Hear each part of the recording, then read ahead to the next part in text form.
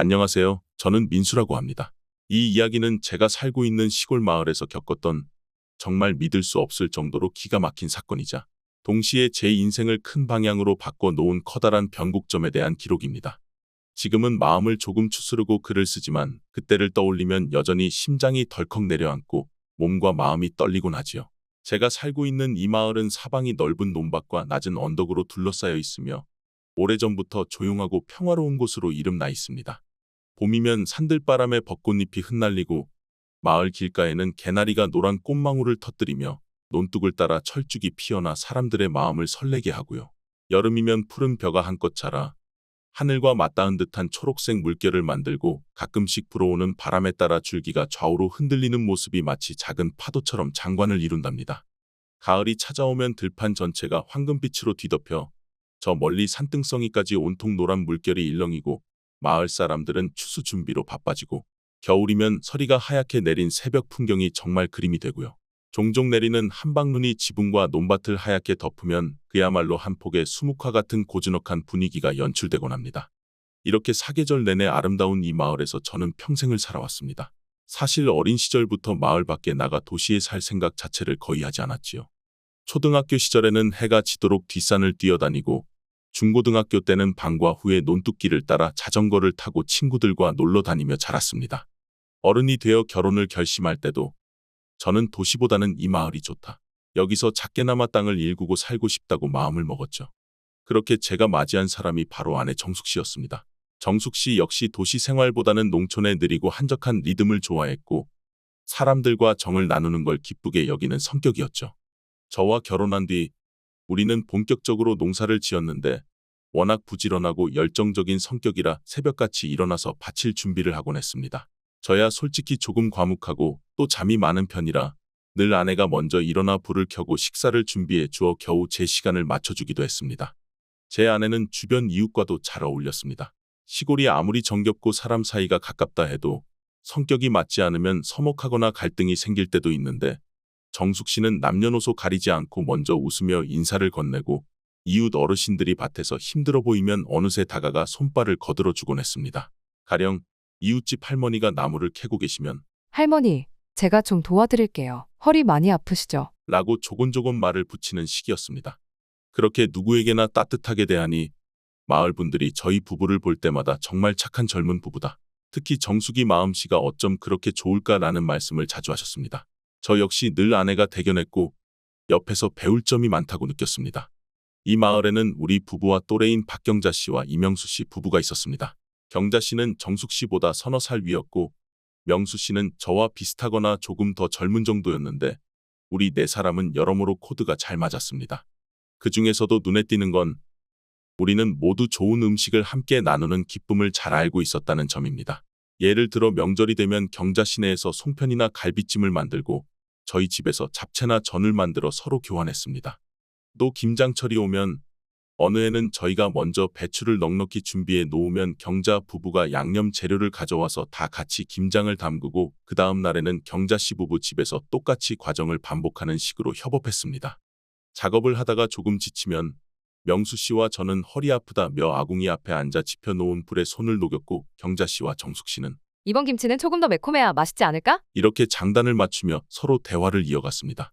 이렇게 농촌 생활의 크고 작은 행사들을 함께하며 자연스럽게 서로에게 가족 같은 정을 느낄 수밖에 없었습니다.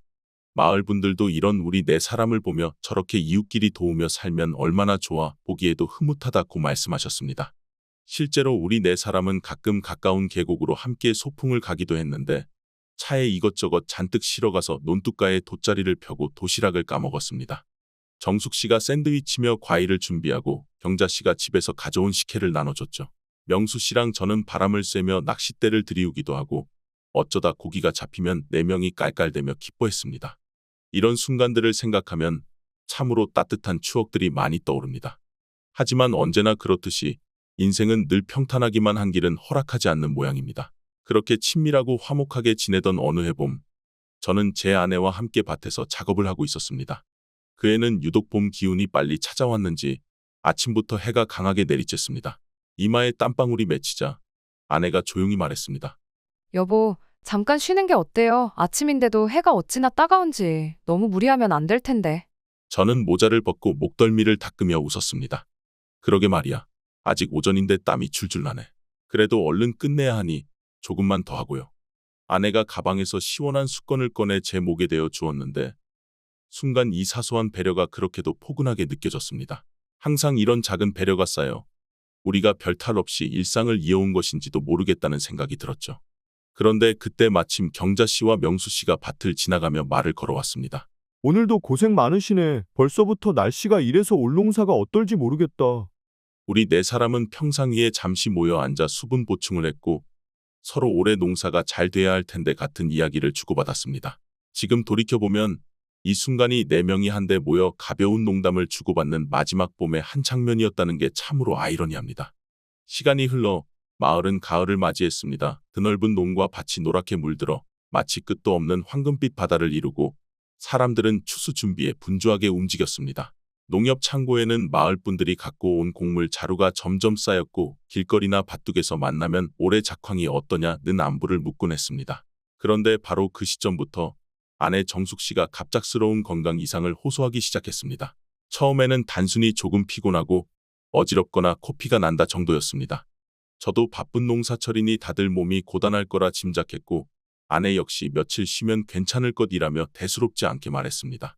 문제는 증상이 점점 심해지고 체중이 지속적으로 줄어드는 등 좀처럼 호전되지 않았다는 것입니다. 여보, 이상하게 너무 피곤하고 기운이 계속 빠져요. 그냥 피곤한 줄 알았는데 좀 이상해요. 이제 더 미루지 말고 병원에 가봅시다. 그렇잖아도 요즘 더 안 좋아 보여. 이러다 큰일 나겠어. 하필 지금 농사가 바쁜데. 라며 주저했지만 제가 무작정 집에서 차를 몰고 읍내 병원으로 데려갔습니다. 간단한 치료만 받으면 나을 거라 생각했는데 의사가 이건 단순 증상이 아닌 것 같으니 더 큰 종합병원에서 정밀검사를 받으라고 하자 그제야 저도 아내도 불안감이 엄습했습니다. 정말로 예상치 못한 길이 열리려는 듯한 느낌이랄까요. 결국 우리는 종합병원에서 여러 검사를 받았고 그 결과 혈액암을 진단받았는데 생각보다 심각한 상태임이 확인됐습니다. 의사가 여기서는 치료가 안 될 것 같다. 큰 병원에 빨리 가봐야 할 필요가 있다고 말했을 때 저는 머릿속이 새하얗게 변해버렸습니다. 평소에 아프다는 말을 잘하지 않던 아내가 아프다고 한 지 얼마 되지도 않았는데 갑자기 이런 선고를 받다니 그저 믿기 힘들었고 서글펐습니다. 아내는 마침내 병실에 입원했고 저는 사실상 아내 곁에 붙어 살다시피 하며 병간호를 했습니다. 그 모습을 듣고 경자 씨와 명수 씨가 찾아왔습니다. 너무 걱정 마. 요즘 의술이 발전해. 못 고치는 병이 거의 없다더라. 이 언니도 기도 많이 할게. 라고 위로했습니다. 명수 씨 역시. 형님, 혼자 마음고생이 크시죠? 우리도 도울 수 있는 건 뭐든 해볼 테니 어깨 좀 펴세요. 라며 응원했습니다. 이 시점까지도 저는 이 두 사람에 대해 더없이 고마운 마음뿐이었습니다. 오래된 이웃사촌이자 친구가 이렇게 힘든 때 진심으로 걱정해주니 고맙지 않을 수 없었지요. 하지만 아내 상태는 시간이 흐를수록 나아지지 않았고 의료진이 점점 암울한 반응을 보이자 저도 머릿속이 하얗게 질리는 날이 많았습니다. 매번 검사 결과가 나올 때마다 호전보다는 빠르게 악화되고 있었고 몇 번을 다른 치료 시도도 해봤지만 환자 상태가 너무 안 좋다는 말만 나올 뿐이었습니다. 결국 늦가을에 찬바람이 불 때쯤 의사들은 솔직히 말해 치료가 어렵다, 환자분도 이미 많이 지쳐 계신다고 조심스레 알려왔습니다. 그 말이 있은 지 얼마 지나지 않아 제 아내 정숙 씨는 어느 추운 새벽에 조용히 숨을 거두었습니다. 제가 곁에서 조금만 더, 제발 조금만 더 나와 함께 있어 달라고 아내 손을 꼭 붙잡아 봤지만 인연의 끈이라는 게 그렇게 허망하게 끊어지고 말았습니다. 마치 하늘이 무너진 듯한 기분이 어떤 건지 저는 그때 처음으로 실감했습니다. 평생을 함께 하리라 믿었던 사람을 이렇게 갑작스레 잃다니 눈앞이 깜깜했지요. 장례식에서 문상객이 오면 저는 무슨 말을 건네야 할지조차 몰라 넋놓은 사람처럼 앉아 울기만 했습니다. 뻔히 날이 밝아오는 걸 보면서도 내일이 없는 사람처럼 절망에 빠져 있었습니다. 다행히 경자 씨와 명수 씨가 빈소를 지키며 조문객에게 인사를 해주고 음식과 절차를 챙겨줬습니다. 그들은 정신 차리셔야죠. 정숙이 떠난 건 정말 슬프지만 우선 장례는 잘 마쳐야 하잖아요. 라며 제게 여러모로 조언해줬고 저는 그저 고개를 끄덕이며 흐느끼는 게 전부였습니다. 이웃 주민분들과 마을 어르신들도 힘내라고 토닥여 주셨지만 그때 제 눈앞은 여전히 어둡고 막막했습니다. 이렇게 해서 아내의 장례가 모두 끝났고 저는 완전히 혼자가 된 채로 집에 돌아왔습니다. 이때까지만 해도 경자 씨와 명수 씨는 제게 가장 믿을 수 있는 이웃이자 친구처럼 느껴졌지요. 아직 제 앞에 닥쳐올 엄청난 일, 인생이 송두리째 뒤바뀔 만큼의 사건은 상상도 못한 채 말입니다. 장례가 모두 끝난 후 저는 텅 빈 집에 들어왔습니다. 며칠 전까지도 사람들의 조문 행렬과 경조사 절차로 북적였던 분위기가 한순간에 사라져버리니 어찌나 적막하던지요. 문을 열고 들어서자 음산한 정적이 저를 반기는 듯했습니다. 마치 누군가가 얇은 커튼을 친 채 제 목소리를 흡수해가는 느낌이 들었습니다. 정수가 이렇게 집에 돌아왔는데 당신이 없다니. 문득 혼잣말이 흘러나왔습니다. 하지만 응답해 줄 사람은 없었지요. 저는 신발도 벗지 않은 채 마루 끝에 서서 숨이 턱 막히는 기분으로 집안을 둘러보았습니다. 집안에는 여전히 아내의 흔적이 군데군데 남아 있었습니다. 부엌 한편에 시선이 머물렀습니다. 마지막으로 아내가 끓이던 국 그릇이 식탁에 그대로 놓여 있더군요. 뚜껑조차 덮여 있지 않아서 국물이 마르다 만 흔적이 제 눈에 들어왔습니다. 그립고 안타까운 마음에 가까이 다가갔지만 손이 떨려서 그릇을 치우지도 못했습니다. 아, 이거 우리 정수기가 그날 아침에 끓이던 건데. 자꾸만 울컥하는 마음을 억누를 길이 없었습니다. 뒷골이 뻐근해질 정도로 울음이 터지려 했지만 그걸 겨우 참아보며 고개를 돌렸습니다. 그러다가 옷장 문이 살짝 열린 모습이 눈에 띄었습니다. 늘 아내가 제 옷과 자기 옷을 나란히 걸어두었는데 그 자리에 가장 좋아하던 진분홍색 겉옷이 그대로 있었습니다.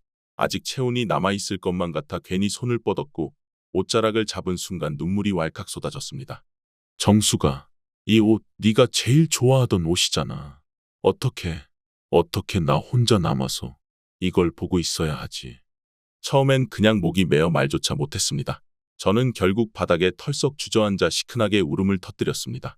몇 날 며칠 동안 장례식장에서 사람들 앞에서 참아왔던 눈물이 고요한 집안에서 한꺼번에 터져나온 것이지요. 허리를 굽히고 고개를 파묻은 채 흐느끼다 보니 머리가 띵하고 세상이 아득하게 느껴졌습니다. 그렇게 한참 울고 있는데 밖에서 인기척이 들렸습니다. 문을 두드리는 소리가 귓가에 울리고 이어 조심스러운 목소리가 들려왔습니다. 민수 씨, 계세요? 저 경자인데요. 저는 엉엉 울고 있는 모습을 들키기 싫어 헛기침을 몇 번 하며 얼굴을 닦았습니다. 그리고 일어나 대충 몸을 가다듬은 뒤 문 앞으로 걸어갔습니다. 현관문을 열자마자 경자 씨가 놀란 표정으로 저를 바라봤습니다. 어머, 민수 씨, 얼굴이 왜 이렇게, 아이고, 많이 우셨구나. 장례식 내내 저를 챙겨주긴 했지만 이렇게 또 챙겨주시는구나 싶었어요. 그녀는 쟁반 하나 들고 있었는데 국과 반찬이 있어 보였습니다. 제가 국 좀 끓여왔어요. 밥도 제대로 안 드시고 계실 것 같아서. 저는 목이 잠겨 겨우 대답했습니다. 아, 고맙습니다. 밥 생각이 없어 그냥 굶고 있었는데 잘 됐네요. 경자 씨가 고개를 끄덕이며 집 안으로 들어왔습니다. 그녀는 식탁 위에 놓여있던 국 그릇을 슬쩍 보고는 살짝 인상을 찌푸렸습니다. 아이고, 이거 정수기가 끓이던 국 같은데. 이미 상한 것 같은데? 민수 씨, 정말 아무것도 못 드셨구나? 경자 씨가 조심스럽게 그 국 그릇을 치우며 말했습니다. 제가 새로 끓인 국이랑 반찬 좀 놔둘 테니 꼭 데워서 드세요. 혼자 계시니까. 이런 말 하기 뭐하지만 잘 드셔야 해요. 지금은 몸이라도 챙기셔야 정수기도 더 편히 쉬지 않겠어요? 그 말에 저는 잠시 고개만 끄덕였습니다. 속으로는 누가 그런 걸 모를까 싶었지만 막상 입이 떨어지지 않았습니다. 경자 씨는 이내 주방으로 가서 그릇이며 반찬들을 가지런히 정리했고 잠시 뒤 커다란 한숨을 내쉬며 돌아섰습니다. 민수 씨, 입맛이 없는 건 알지만 그래도 억지로라도 좀 드셔야 해요.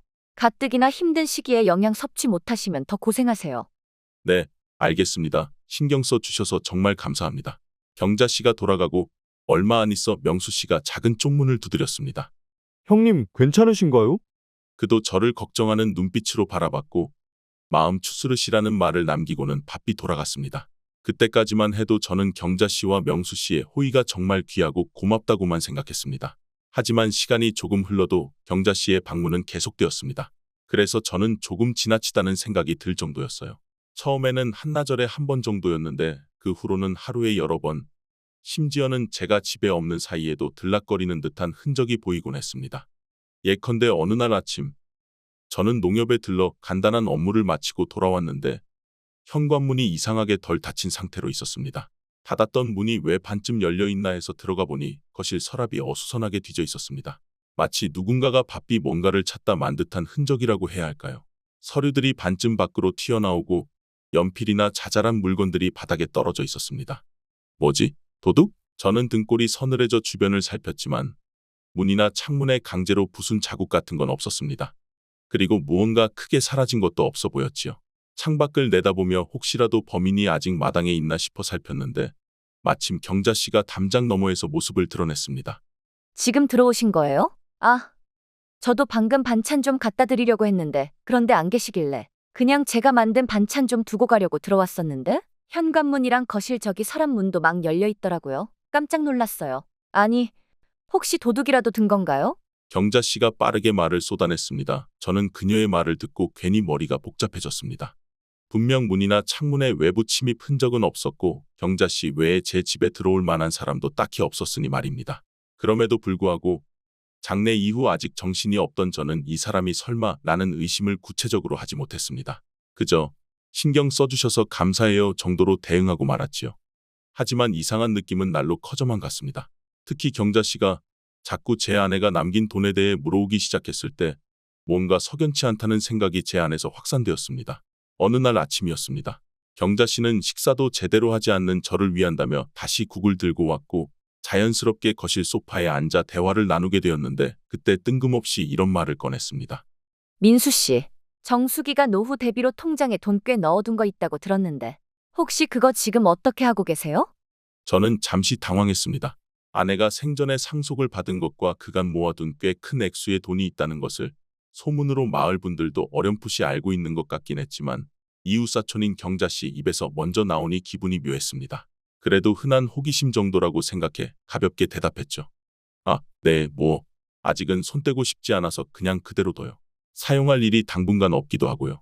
그러자 경자 씨가 한숨을 푹 쉬더니 마치 걱정된다는 듯 고개를 기울였습니다. 아이고, 혼자 계시니 혹여 잃어버리시거나 도둑 맞으면 어떡해요? 세상 일은 모르는 건데 그걸 그대로 두면 불안하지 않으세요? 차라리 누군가에게 좀 맡기는 게 낫지 않나 싶어요. 아직 그런 생각을 해보진 않았습니다. 그래도 집안에 안전하게 보관 중이니 괜찮을 거예요. 저는 이렇게 대화를 맺으려 했지만 경자 씨는 쉽게 포기하지 않았습니다. 에이, 민수 씨도 참. 정수기가 힘들게 모은 돈이라면 더더욱 조심해야죠? 누구한테 맡기든지 은행 금고에 넣든지 간에 말이에요. 혼자 계시니까 무슨 일이 생길지 모른다니까요? 그 말에 저는 왠지 등골이 서늘해지는 기분이 들었습니다. 왜 아내가 모은 돈에 그렇게까지 관심을 보일까 하는 의문이 생겼습니다. 평소 같으면 이웃사촌이니까 내 안위를 생각해 주는 거겠지라고 넘어갔을 텐데 요즘 들어 자꾸만 경자 씨가 제 집을 들락거리고 서랍이 어지럽혀진 사건까지 떠오르니 어쩔 수 없이 의심이 싹트기 시작했습니다. 그렇지만 당장 어떤 확실한 증거가 있는 것도 아니었습니다. 장례 치른 지 얼마 되지 않아 제 정신이 온전치 않았기 때문에 괜히 이웃을 의심하는 게 잘못일 수도 있다는 생각이 들었죠. 그래서 저는 겉으로는 냉정을 유지하며 아직 구체적으로 뭘 할 계획이 없어서요. 그래도 걱정해 주시니 고맙습니다. 일단은 신경 쓸게요. 하고 넘어갔습니다. 경자 씨는 제 답변에 별다른 말을 덧붙이지 않고 우물쭈물하다 가버렸습니다. 그날 밤 저는 누워서 계속 경자 씨가 왜 그렇게 통장 이야기를 꺼내는 걸까? 정말로 날 걱정해서 그런 걸까? 아니면 하고 생각을 거듭했습니다. 머릿속이 복잡했지만 뾰족한 결론은 나오지 않았습니다. 다만 마음 한편에서는 석연치 않은 느낌이 점점 커져갔습니다. 그로부터 며칠 뒤 경자 씨는 또다시 반찬을 핑계로 우리 집을 방문했습니다. 이번에는 제가 부엌에서 냄비를 만지고 있을 때 그녀가 슬쩍 집 안 곳곳을 둘러보며 어디 서랍 같은 데에 중요한 건 안 넣어두셨어요? 라고 물었는데 그때 저는 다시 한번 알 수 없는 불안감에 몸이 굳었습니다. 결국 그 자리에서 제가 잘 관리하고 있으니 신경 안 쓰셔도 돼요 라며 예의상 부드럽게 거절 비슷한 말을 하긴 했지만 경자 씨가 지나치게 흥미를 보인다는 사실만큼은 부정하기 어려웠습니다. 하지만 제가 앞서 말씀드렸듯 그 시점에는 아내 장례가 끝난 지 얼마 되지 않아 정신이 온전치 않았습니다. 상실감과 허탈함 그리고 장례 후 뒤처리 등으로 하루하루가 무감각하게 흘러가던 때였으니 이웃을 향한 의심을 구체화하기조차 어렵기도 했습니다.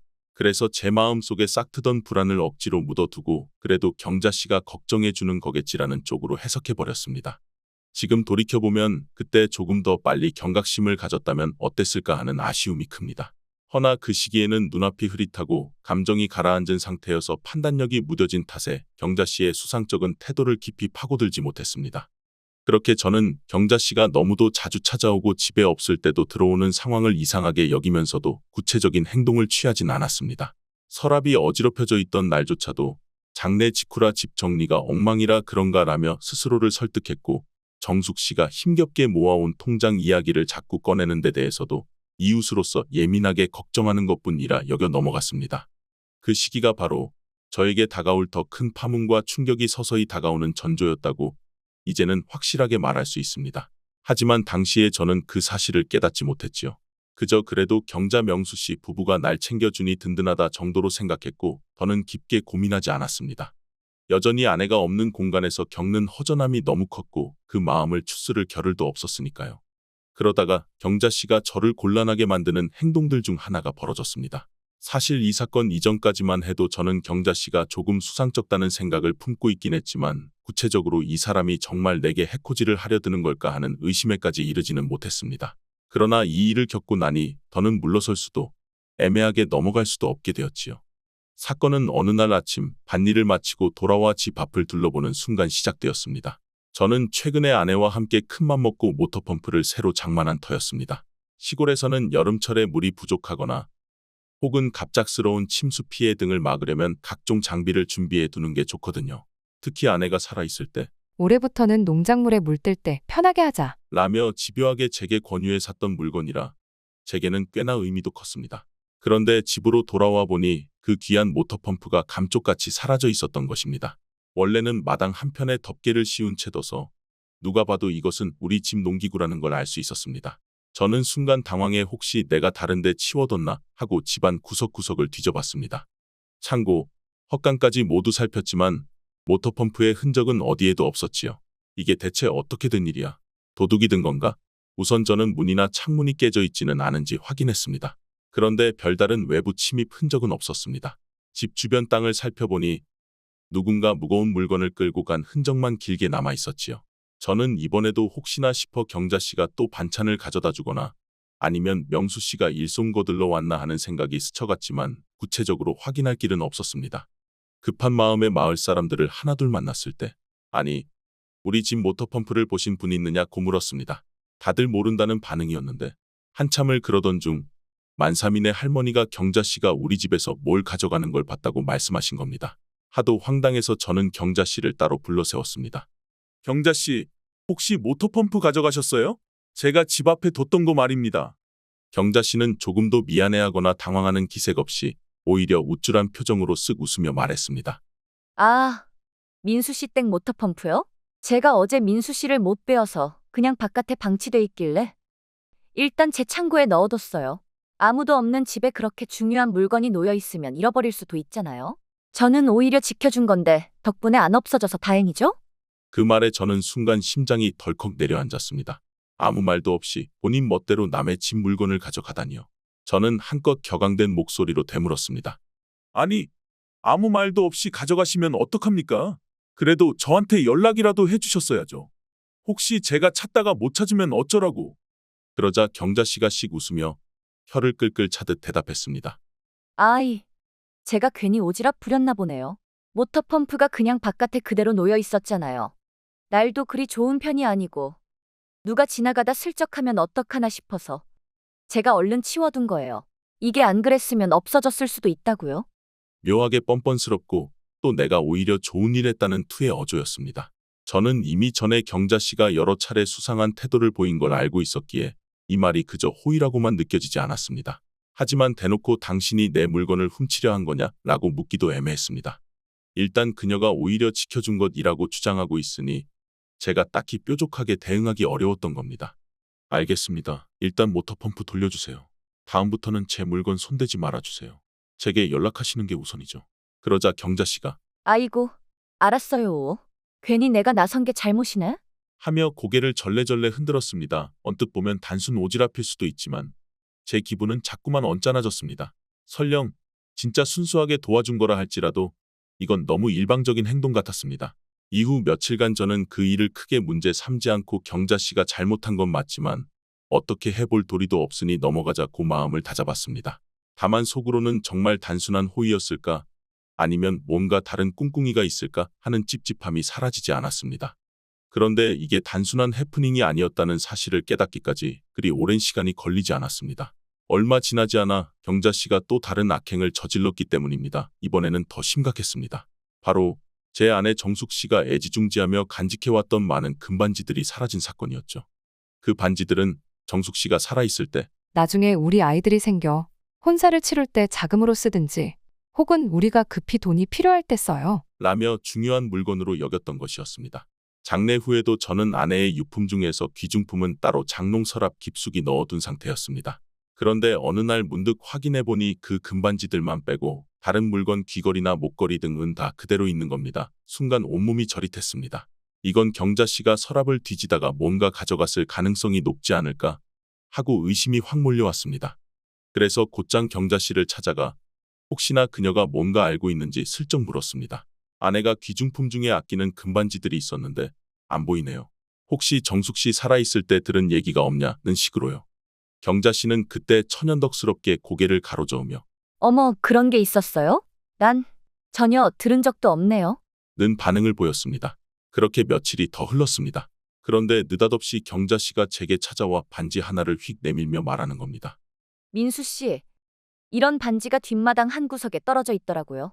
제가 갖고 왔는데 혹시 정수기 반지 아니에요? 왜 그렇게 방치돼 있었는지 모르겠네. 그걸 보는 순간 저는 주먹을 꽉 쥘 수밖에 없었습니다. 확실히 제 아내가 간직해 오던 바로 그 금반지들 중 하나였습니다. 어떻게 그렇게 뒷마당에서 발견됐는지 도저히 납득이 안 갔습니다. 저는 목소리를 낮추며 물었죠. 아니, 이 반지가 어떻게 거기에 떨어져 있죠? 제가 장롱 서랍에 넣어뒀던 건데요. 그러자 경자 씨는 양손을 허공에 흔들며 그럼 누가 꺼내다가 뒷마당에 흘려뒀나 봐요. 에이, 귀한 물건이면 더 조심하셨어야지. 제가 발견해서 다행이지. 아마 다른 사람이 봤으면 그냥 가져갔을 수도 있겠네? 당장 제 머릿속에는 본인이 빼돌렸다가 내가 반지 찾는다고 하니 다시 슬쩍 하나만 돌려주는 거 아닐까 하는 의심이 번쩍 들었습니다. 반지를 회수하게 된 건 다행이지만 이걸 어쩌면 좋을까 막막해졌습니다. 별다른 증거 없이 이거 당신이 훔쳐간 거 아니냐라고 대놓고 따지기도 어려웠습니다. 설령 제가 의심을 표명해봤자 경자 씨가 내가 없어진 반지를 발견해 돌려줬는데. 뭔 말이에요? 라고 되받아치면 제가 더 곤란해질 수 있으니까요. 이렇게 모터펌프 사건과 금반지 사건이 잇따르다 보니 저는 점차 경자 씨가 단순히 오지랖이나 호의만으로 이런 행동을 하는 게 아니라는 확신에 가까운 불안을 느꼈습니다. 그런데도 아직은 결정적 증거가 없으니 구체적으로 어떻게 행동해야 할지 난감했습니다. 그러던 중 경자 씨가 통장 얘기를 강하게 꺼내기 시작했습니다. 사실 그 전에 약간씩 물어보긴 했지만 이번에는 훨씬 노골적이었죠. 하루는 경자 씨가 집에 찾아와 평소처럼 국이나 반찬을 건네면서 슬쩍 제게 민수 씨, 그냥 두면 돈이 아깝지 않아요? 라는 말을 했습니다. 저는 그때 무슨 소린가 싶어 물었죠. 아깝다니 뭘 말씀이십니까? 그러자 경자 씨가 갑자기 기회를 만났다는 듯 표정이 밝아지며 흥분된 목소리로 말했습니다. 제가 요즘 아는 사람이 있는데 대단히 좋은 투자처가 있다더라고요. 거기에 돈 맡기면 최소 2배 이상으로 불릴 수 있대요. 저도 거기에 얼마 투자해 볼까 생각 중이에요. 이 말을 듣고 저는 순간 등골이 서늘해졌습니다. 아내와 제가 함께 힘들게 모은 돈을 경자 씨가 자꾸만 엉뚱한 방향으로 끌어들이려 한다는 느낌이 확 왔지요. 그래서 곧바로 고개를 저으며 거절했습니다. 아니, 저는 그런데 투자할 생각이 전혀 없습니다. 아내가 힘들게 모은 돈이니까 함부로 쓸 수 없고 게다가 확실히 어떤 곳인지도 모르잖아요. 하지만 경자 씨는 아랑곳하지 않고 아이고, 안 쓰고 두면 죽은 돈 아닌가요? 차라리 저한테 계좌 넘기면 제가 알아서 굴려드릴 텐데 그럼 민수 씨는 편히 지내도 이자가 매달 들어오잖아요. 요즘 은행 이자는 얼마나 낮은데. 제가 받은 이 정보 다른 사람들은 잘 모르는 아주 괜찮은 정보랍디다. 라고 구슬렸습니다. 저는 한편으로 어이가 없었지만 다른 한편으로는 이 사람이 정말 우리 재산을 노리고 있구나 라는 확신이 섰습니다. 더는 대화할 가치가 없다는 생각에 곧장 잘라 말했습니다. 죄송한데 저는 그런 투자에 관심이 없습니다. 아내가 모아둔 돈이니 함부로 손 뗄 수 없고요. 그러자 경자 씨는 씁쓸한 미소를 지으며 좋은 기회를 스스로 차버리네. 나중에 후회하지 말아요. 라는 말을 남기고 돌아갔습니다. 그 말을 들은 뒤에 저는 온몸이 부르르 떨리는 걸 느꼈습니다. 분노와 허탈함이 동시에 밀려왔죠. 그리고 혹시 이미 우리 통장에 손을 댄 건 아닐까 하는 두려움도 생겼습니다. 그래서 며칠 뒤 저는 문득 아내와 함께 모았던 통장 잔액을 직접 확인해야겠다는 생각에 은행에 갔습니다. 다행히 조심스러워서였는지 아내가 사망하기 전부터 통장들을 잘 숨겨두긴 했지만 미처 통장 거래 내역까지 꼼꼼히 살펴본 적은 없었습니다. 솔직히 통장에 대한 비밀번호와 카드도 저만 알고 있었으니 별 걱정 없겠지 했었거든요. 그런데 은행에서 출력해본 내역에는 정말이지 믿기 어려울 만큼 충격적인 사실이 적혀 있었습니다. 통장에서 꽤 큰 금액이 여러 차례 인출되거나 이체된 흔적이 선명했는데 그 돈이 들어간 계좌의 예금주가 다름 아닌 박경자였던 겁니다. 이게 말이 되나? 내가 언제 이런 돈을 뽑거나 이체했지? 분명 나는 그런 적 없는데. 거래 내역에 찍힌 날짜와 시간 그리고 이체 횟수를 보고 있자니 전신이 떨려왔습니다.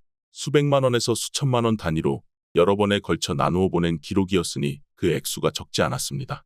전혀 모르는 계좌라면 남이 나 몰래 썼나 싶을 수도 있는데 박경자 씨 이름이라니 설마라는 생각이 뇌리를 강타했습니다.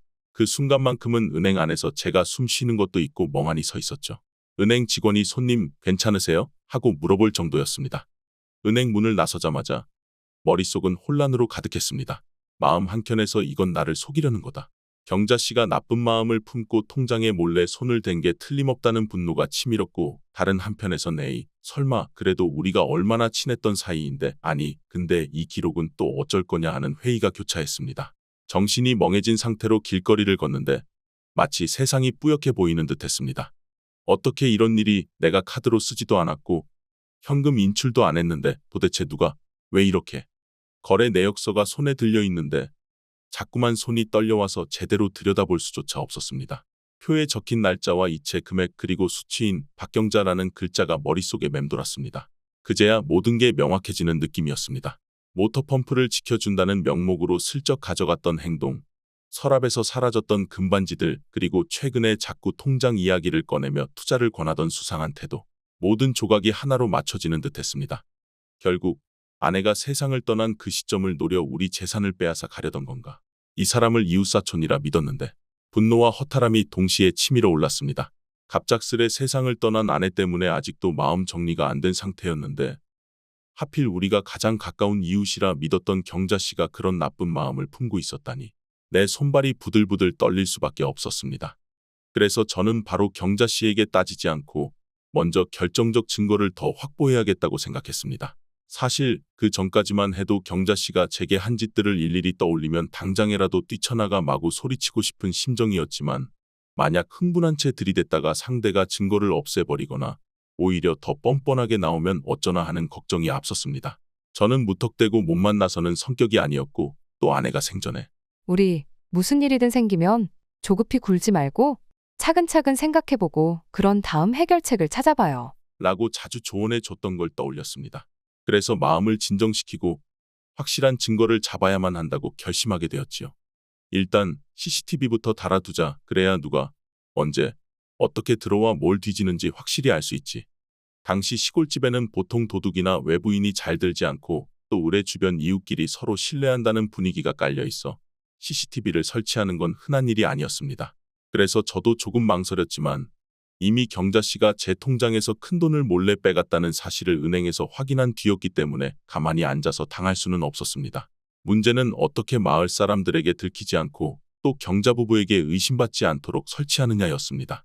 시골 마을은 워낙 좁은 공간이고 누가 뭘 하고 사는지 이웃들끼리 금세 알게 되거든요. 그래서 저는 곧장 주변인에게 내가 CCTV를 단다고 떠벌리지 않고 살짝 둘러대는 방식을 택했습니다. 아이고 요새 멧돼지가 자꾸 논밭 근처까지 내려와서 걱정이에요. 고양이들이 쓰레기를 어지럽히기도 하고 그래서 담벼락 몇 군데에 카메라 한두 대 정도 설치하려고 합니다. 이 말을 마을 분들께 넌지시 흘려두었더니 대부분 요즘 들어 마을산 아래쪽에 멧돼지 출몰했다더니 민수 씨도 피해 입었나 보네. 얼른 잡아야 할 텐데 하며 대수롭지 않게 받아들였습니다. 경자 부부에게도 같은 이유를 내세웠지요. 경자 씨는 약간 의아한 표정을 지었지만 워낙 제가 성실하고 과묵한 사람으로 알려져 있었기에 설마 자신을 의심해서 카메라를 달았으리라고는 생각 못했던 모양입니다. 게다가 경자 씨 입장에서는 자신이 이미 여러 차례 집안을 뒤졌고 제가 아직도 뚜렷한 반응을 보이지 않고 있다고 생각했을 테니 별다른 경계심 없이 그래요. 뭐, 요즘 짐승들도 자주 내려온다던데 잘하셨네요. 라고 말하더군요. 그렇게 저는 곧장 카메라를 사다가 대문 근처와 거실 한편 그리고 서랍이 있는 방 주변에 간이 CCTV를 조심스레 설치했습니다. 제대로 작동하는지 확인하려면 전기선도 손봐야 하고 녹화 장치 세팅도 해야 하는 등 번거로운 부분이 많았지만 재산과 우리 부부의 명예를 지키려면 이런 수고로움이 아무것도 아니었습니다. 설치가 끝난 후 저는 여러 각도에서 테스트 영상을 찍어본 뒤 카메라 앵글에 사각지대가 없는지 화질은 괜찮은지 꼼꼼히 살폈습니다. 이제 어떻게 움직이나 보자고? 그 다음 날부터 저는 일부러 집을 비우는 시간을 늘렸습니다. 평소라면 밭일이나 집 주변 할 일이 많아 자주 외출하지 않았을 텐데 이번에는 읍내에 볼일을 만들고 혹은 친척 댁에 잠시 들른다거나 쓸데없이 마을을 빙빙 돌아다니는 식으로 집을 몇 시간씩 비웠습니다. 마음 같아선 당장 카메라에 경자 씨가 찍힌 걸 확인하자마자 뛰쳐나가 너 왜 멋대로 들어왔냐고 소리치고 싶었지만 최대한 침착해지려고 했습니다. 혹시 한번 못 잡으면 다음 기회를 놓칠 수도 있으니까요. 그러고는 드디어 제가 읍내를 잠깐 돌아다닌 어느 날 역시나 경자 씨가 슬쩍 제 집에 들어오는 모습이 카메라에 포착되었습니다. 영상을 보니 현관문 앞에서 잠시 망설이는 듯하더니 그저 저기 반찬 좀 놔두고 가려고 왔어요. 라고 말하면서 안으로 들어섰습니다. 저는 그 장면을 재생하며 경자 씨가 말하는 모습의 소리까지 또렷이 녹음된 걸 듣고 기막히다는 생각이 들었습니다. 분명 부엌 쪽에 반찬을 두는 것만이 아니라 서랍과 장롱 주변을 살피는 모습이 그대로 담겼으니까요. 특히 서랍 쪽에 가까이 다가가 이것저것 뒤적거리는 모습이 선명했습니다. 만약 제가 이 영상을 확보하지 못했다면 경자 씨가 자신이 언제 서랍을 뒤졌느냐고 발뺌하더라도 딱히 반박할 증거가 없었겠지요. 그러나 지금은 확실했습니다. 게다가 통장 거래 내역서 등 모든 정황을 종합해 볼 때 이미 답은 나와 있었습니다. 이제 더 이상 두고 볼 필요가 없겠군. 그날 밤 저는 경자 씨와 명수 씨를 찾아갔습니다. 어느 정도 준비를 마친 상태라 혹시 격한 말다툼이 벌어져도 당황하지 않으려고 마음을 단단히 먹었습니다. 그들의 집 앞마당에 도착하니 마당에는 땔감이 조금 쌓여 있고 집안에서 불빛이 비쳐나오고 있었습니다. 문을 두드리자 잠시 후 명수 씨가 나와 반가운 듯 인사했습니다. 형님, 웬일이세요? 이 밤에 무슨 일로? 하지만 제가 굳은 표정으로 들어서자 명수 씨도 무언가 심상치 않음을 느낀 듯했습니다. 집안에서는 경자 씨가 부엌에서 뭔가 정리하고 있었는데 제가 마당을 가로질러 들어오자마자 그녀가 고개를 들었습니다. 어머, 민수 씨, 이렇게 늦은 시간에? 국이랑 반찬 가져가실 거면 더 일찍 오시지. 경자 씨는 태연한 표정이었지만 제 얼굴이 굳어있는 걸 보더니 슬며시 미간을 찌푸리며 말투를 바꿨습니다. 근데 뭐가 그렇게 심각하세요? 무슨 일 있으신가요? 저는 인상을 쓰며 곧장 본론으로 들어갔습니다. 경자 씨, 명수 씨, 우리 집 통장에서 왜 큰돈이 빠져나갔을까요? 그리고 그 돈이 왜 경자 씨 이름 계좌로 들어가 있죠? 도대체 무슨 이유입니까? 그 말을 듣자 경자 씨가 얼굴빛이 확 바뀌는 게 눈에 보였습니다. 처음에는 그게 무슨 말이냐고 펄쩍 뛰었지만 저는 준비해 간 은행 거래 내역서 사본을 꺼내 보여주었습니다. 보세요. 여기 기록에 분명히 경자 씨 계좌로 거액이 여러 번 이체되었다고 나와 있지 않습니까? 그리고 제가 최근에 집을 비울 때마다 경자 씨가 우리 집에 들어오신 것도 확인했습니다.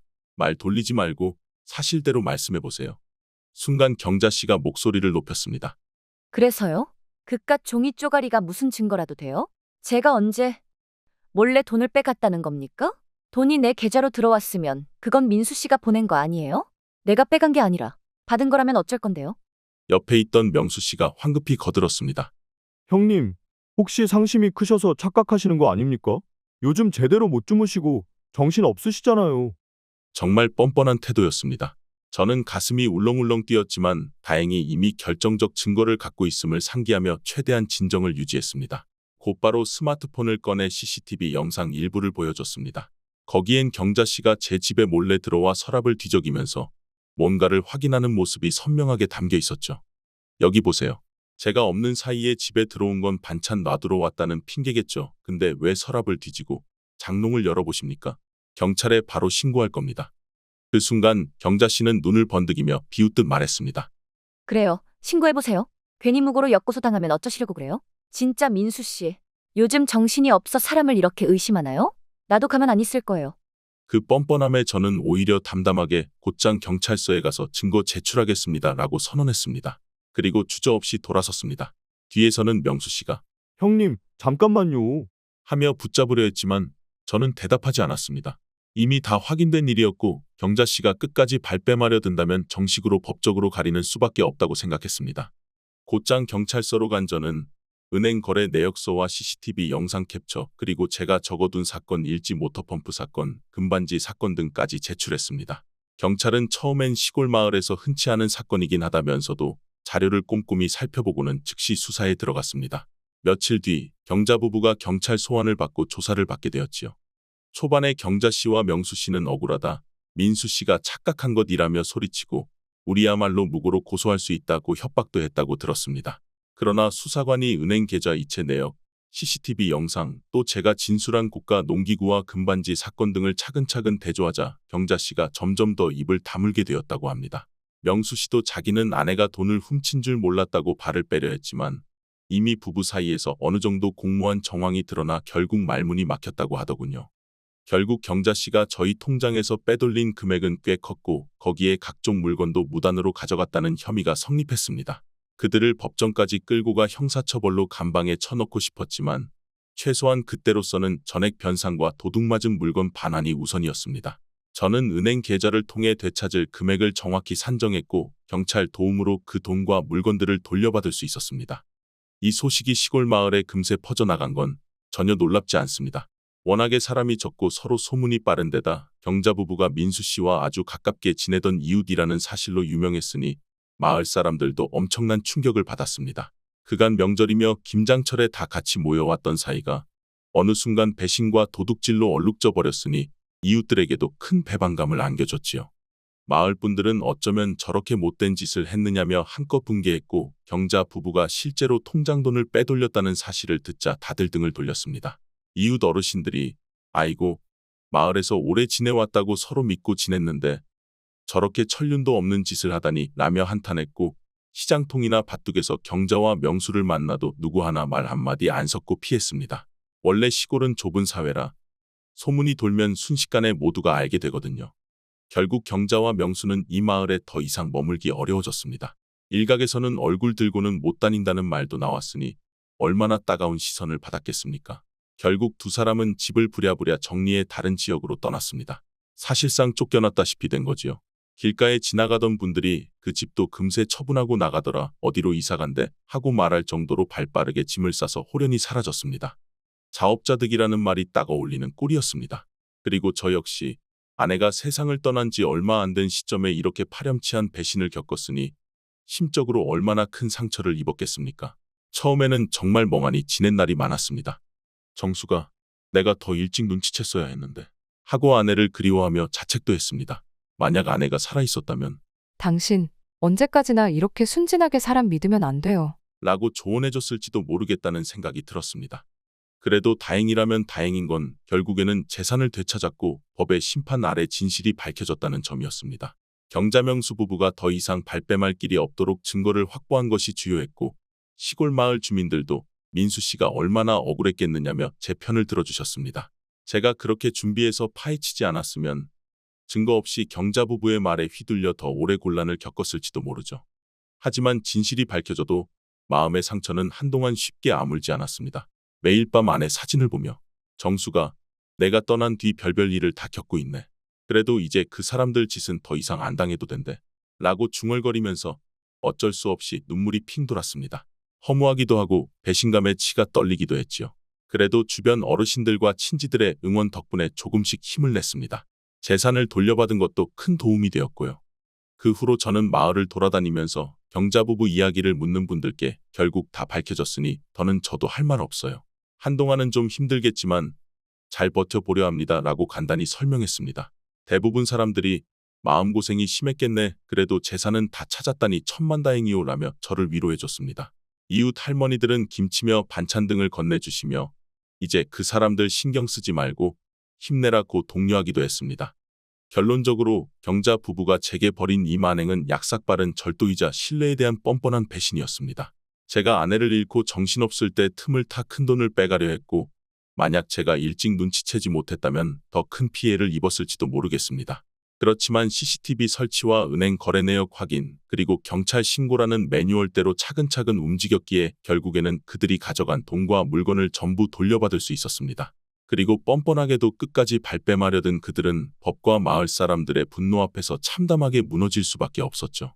솔직히 그런 끔찍한 배신을 당하고서도 한동안 실감이 잘 안 났습니다. 어떻게 그토록 가까웠던 사람들이 우리에게 이런 짓을 하는 생각이 맴돌았죠. 마치 아내를 2번 잃은 기분이었다고 할까요? 한 번은 병으로 아내가 세상을 떠났을 때, 또 한 번은 믿었던 이웃이 제 등을 치며 도둑질을 자행했다는 데서 오는 허무함이었습니다. 그러나 결국엔 진실이 밝혀지고 법적으로 명명백백하게 그들의 죄가 드러났기에 저는 제가 지켜야 할 것을 지켜낼 수 있었습니다. 비록 마음의 상처는 컸지만 다시 한번 아내가 말하던 어떤 일이든 쉽게 흥분하지 말고 차근차근 증거와 과정을 쌓아나가라는 충고가 옳았다고 깨달았습니다. 만약 제가 처음부터 호통을 치며 덤볐다면 경자씨 부부는 증거를 없애버리거나 무고니 뭐니 오히려 저를 물고 늘어졌을 테니까요.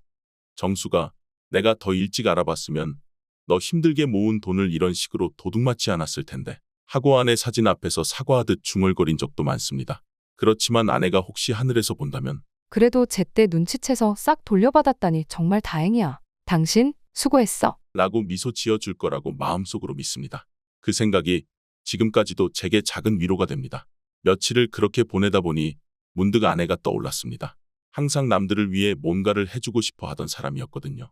이웃 어르신들이 밭일에 지쳐 있으면 슬며시 밥과 반찬을 가져다 드리고 아이들이 마을 회관 앞에서 뛰어놀면 간식이라도 챙겨주려고 했던 마음 따뜻한 사람이었죠. 그런 아내가 남긴 돈을 그냥 은행 통장에 방치해 두는 게 점점 못마땅하게 느껴지더군요. 내가 남긴 돈을 이대로 두긴 싫고 뭔가 의미 있는 데에 써보고 싶다는 마음이 자꾸만 커졌습니다. 정수가, 내가 평소에 아이들과 어르신들을 아끼던 걸 잘 아니까 그걸 이어갈 뭔가를 해보면 어떨까 하고요. 바로 그때 떠오른 것이 마을 한편에 버려진 채로 오래 방치돼 있던 낡은 창고였습니다.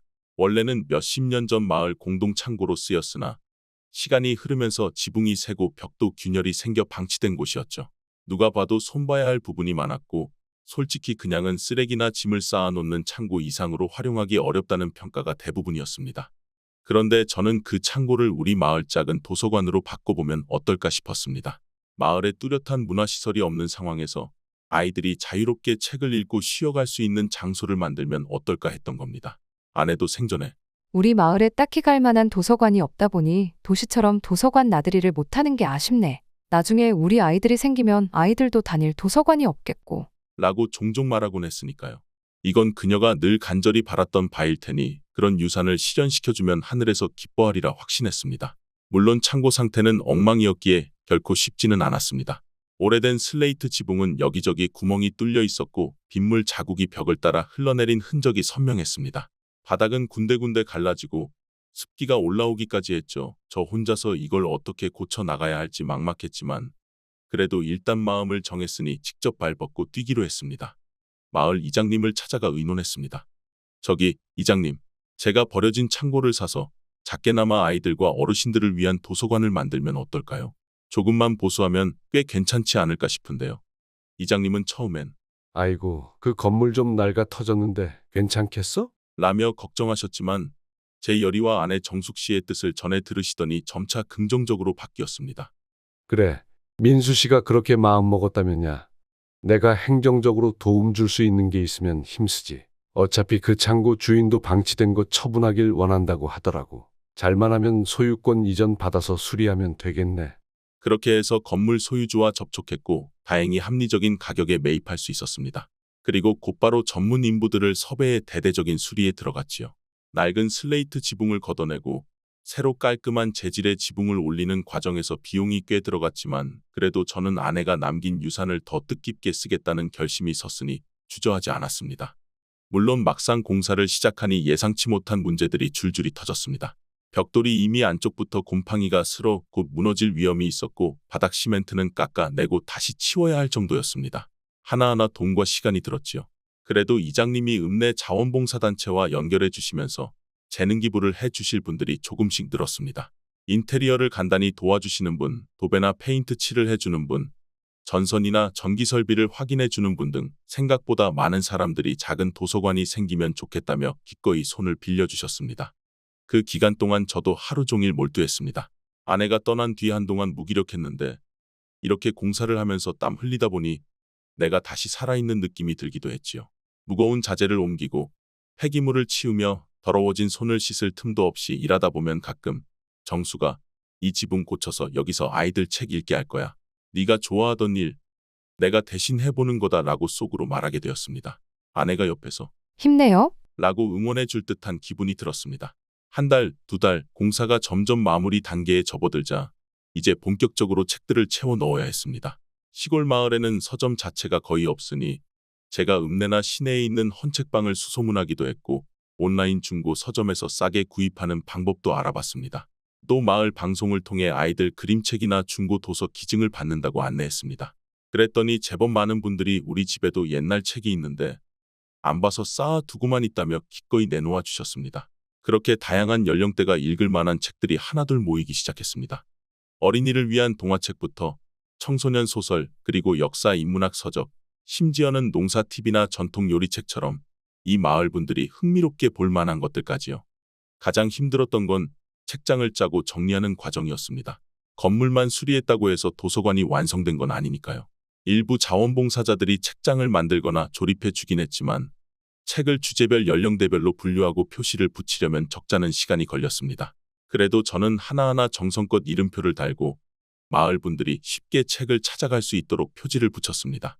아이들이 앉아 편히 책을 펼칠 수 있도록 작은 탁자와 방석, 푹신한 소파도 하나 구비해뒀고요. 어떤 자원봉사자분은 계절마다 어울리는 꽃 장식을 해놓으면 어떻겠느냐며 화분까지 선물해 주셨습니다.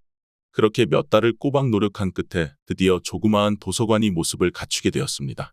별것 아닌 창고였는데 깔끔한 페인트를 칠하고 책장에 책들을 채워 넣으니 제법 그럴듯하더군요. 저는 그곳을 정숙인의 작은 도서관이라고 부르기로 했습니다. 특별한 현판까지 달아놓진 않았지만 그래도 정수기의 뜻을 기린다는 의미로 마을 게시판에도 그렇게 적어두었습니다. 개관 행사날 저는 마을 분들을 초대해 소소한 기념식을 열었습니다. 사실 호들갑 떨 만큼 거창한 규모는 아니었습니다. 그냥 한낮에 다 같이 모여 간단한 다과를 즐기고 도서관 내부를 둘러보는 수준이었죠.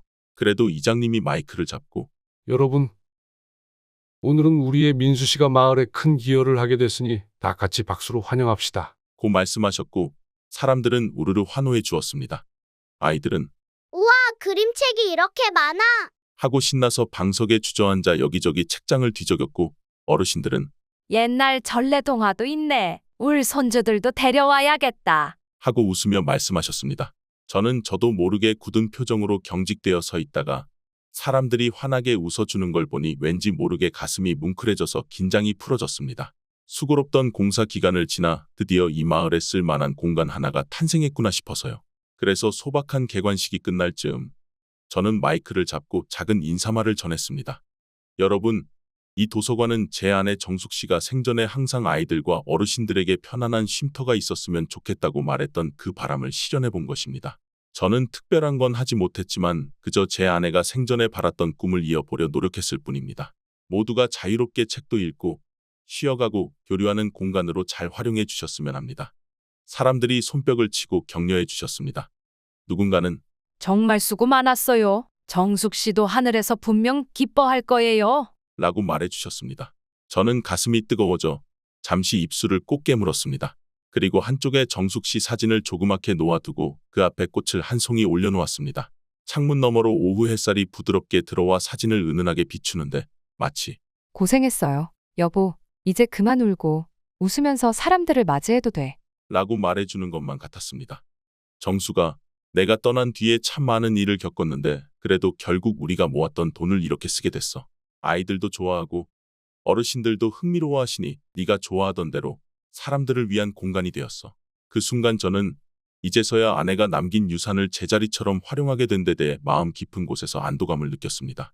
물론 사랑하는 사람을 잃은 아픔은 여전히 컸고 믿었던 이웃에게서 배신당해 재산을 빼앗길 뻔한 상처도 쉬이 잊히진 않았지만 적어도 어둠 속에서 헤매다가 희미한 빛 하나를 잡은 기분이 들었습니다.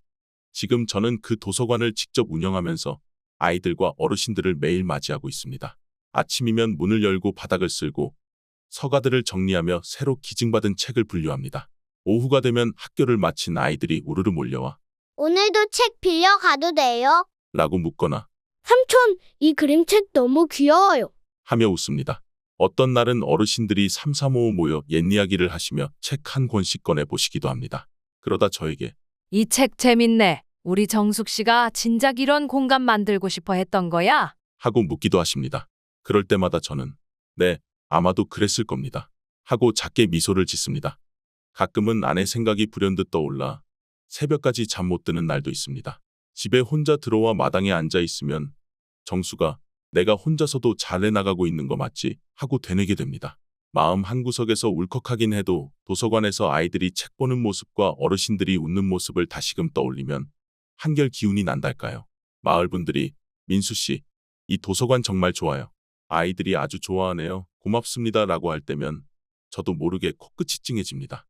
그렇게 보면 경자 씨 부부의 악행은 결국 온 마을에 드러나 그들을 떠나게 만들었고 저는 그 과정에서 쓰라린 경험도 있었으나 결국 아내의 뜻을 이어 이렇게 의미 있는 일을 하게 만든 것도 사실입니다. 소 잃고 외양간 고쳤다는 말이 될 수도 있겠지만 그래도 내가 잃을 뻔한 재산을 되찾고 그것을 더 귀하게 쓰고 있다고 생각하면 아내가 하늘에서 저를 보고 조금은 자랑스러워해 주지 않을까 싶습니다. 혹시 이 이야기를 듣는 분 중에서 억울한 일을 당하거나 믿었던 사람에게 배신을 겪어 힘들어하시는 분이 계시다면 부디 끝까지 포기하지 마시라고 말씀드리고 싶습니다. 저 역시 처음에는 분노와 절망에 빠져서 아무것도 못할 뻔했지만 차근차근 증거를 확보하고 법적 절차를 밟았더니 결국 진실이 밝혀졌고 재산을 지켜낼 수 있었습니다. 그 과정은 물론 고통스러웠습니다. 아내를 잃은 지 얼마 되지 않은 상태에서 가장 믿었던 이웃이 등을 치다니요. 다만 내가 움직이지 않으면 그 어떤 정의도 드러나지 않는다는 사실을 깨닫게 되었습니다. 그리고 그 과정을 견디는 힘이 되어준 건 주변 분들의 따뜻한 지지와 아내가 생전에 가지고 있던 긍정적 믿음이었습니다. 아내는 늘 사람이 아무리 힘들어도 결국에는 서로 돕고 살아야 한다고 말하곤 했습니다. 경자 씨 부부에게 배신당했지만 그래도 다른 이웃들과 친지들은 저를 진심으로 도와주고 결국 저는 우리 마을의 도서관을 열어 보람차게 살아가고 있습니다.